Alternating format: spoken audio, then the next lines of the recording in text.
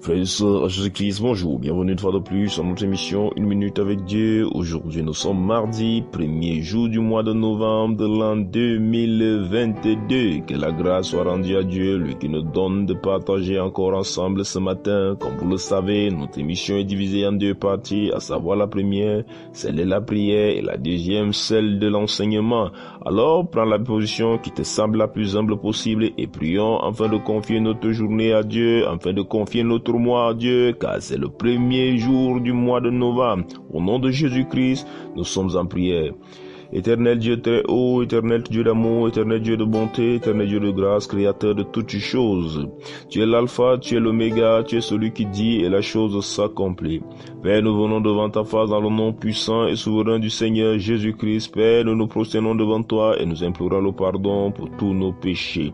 Éternel vivant, nous venons également nous oindre de ton sang qui a coulé à la croix, afin que Père, nous soyons justifiés et que nous portons, Seigneur, par ta volonté, ton esprit en nous. Que ton esprit nous donne de dominer sur cette journée, que ton esprit nous donne de dominer sur tout ce mois, que ton esprit nous donne d'être des enfants de Dieu et de dominer, Père éternel, de vivre selon ce que tu as dit.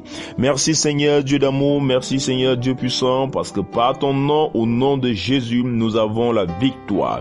Père, sois béni, sois magnifié, sois élevé pour ton amour. Seigneur, nous te bénissons pour toutes les choses que tu as prévues pour cette fin d'année, pour ce mois à notre endroit. Merci Père également pour tout ce que tu as prévu, pour tous ceux qui crient à toi, pour tous ceux qui espèrent en toi, pour tous ceux qui veulent voir ta main agir dans leur vie.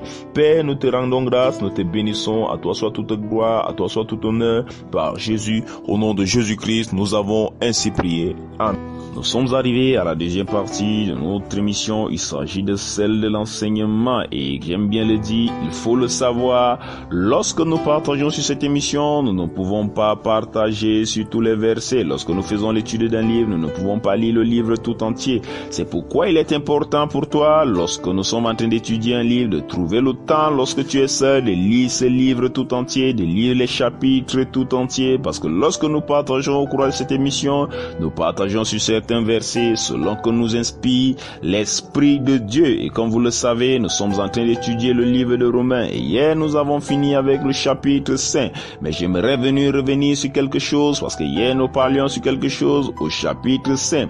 Nous avons dit hier qu'il faut savoir quelque chose. Dieu nous a aimés d'un amour fort, d'un amour profond. Alors que nous étions encore pécheurs, alors que nous étions encore rebelles à sa volonté, il nous a aimés au point de donner son Fils unique à la croix, au point de se faire chair et de mourir pour nous. Et que maintenant que nous l'avons confessé, maintenant que nous l'avons accepté, il nous aime encore plus. La Bible nous fait comprendre que à combien forte raison maintenant qu'il nous le sont agréables, que nous l'avons confessé, que nous avons revêtu son esprit, il va nous aimer, il va faire davantage pour nous, il va œuvrer pour que nous soyons sauvés. Et je voudrais encore une fois de plus parler à une personne ici qui a confessé, qui a cru, mais qui voit des bouleversements dans sa vie, qui voit sa vie vivre des situations qu'il ne comprend pas. Il voit une vie vivre des situations qu'il peut croire que ces situations sont uniquement pour sa mort. Mais j'aimerais te faire comprendre quelque chose. Il faut garder cette vision des choses. Il faut garder cette vision des choses dont on parle dans le chapitre 5. Dieu t'a aimé alors que tu étais encore pécheur. Ce n'est pas maintenant que tu as confessé qu'il va vouloir ta mort. C'est pas maintenant que tu as confessé qu'il va se retourner contre toi. Lorsque tu ne l'avais même pas encore confessé, il était déjà avec toi, voulait te sauver. Mais maintenant que tu as confessé, il veut que tu voies sa grandeur. Mais il est important pour lui que sa volonté reste celle qui s'accomplit, car il est celui qui est souverain. Toi, tu ne connais pas ce qui va t'arriver dans une minute, mais lui, il connaît ce qui va arriver jusqu'à la fin des temps.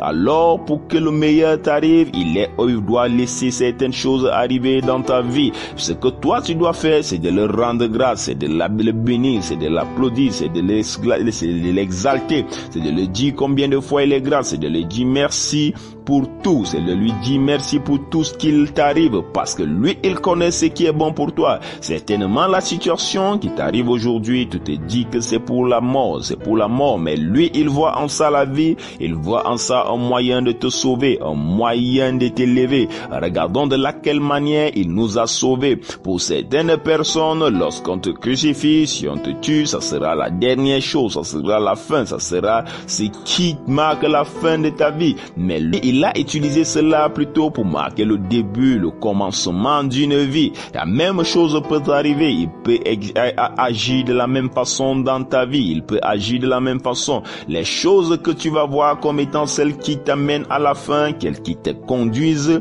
dans le fossé, peuvent être celles qui t'élèvent, peuvent être celles qui te conduisent à l'élévation. Alors garde cette vision des choses dans ta vie, garde ces versets dans ta vie, reste confiant, regarde qu'il t'a aimé avant que tu ne sois un homme justifié, avant que tu ne commences à marcher avec son esprit, il t'aimait déjà. Maintenant que tu as été justifié par son sang, maintenant que tu marches par ton esprit, il t'aime davantage. Ne crois pas que c'est maintenant que sa colère va se déverser sur toi lorsque tu le cherches. Non, mais continue à le chercher, ne te détourne pas, ne décourage pas, ne baisse pas les bras, continue à tout faire pour plaire à Dieu, continue à tout faire pour rester un homme droit, continue à tout faire pour rester un homme de vie, un homme de justice. Et c'est ainsi que tu verras tout ce que Dieu a prévu pour toi. Nous allons continuer aujourd'hui avec le chapitre 6. Je voudrais encore dire quelque chose. Je voulais juste encore rappeler que ne te décourage pas. J'insiste cela aujourd'hui parce que c'est la situation de beaucoup de personnes. C'est pourquoi j'insiste sur cela en ce jour.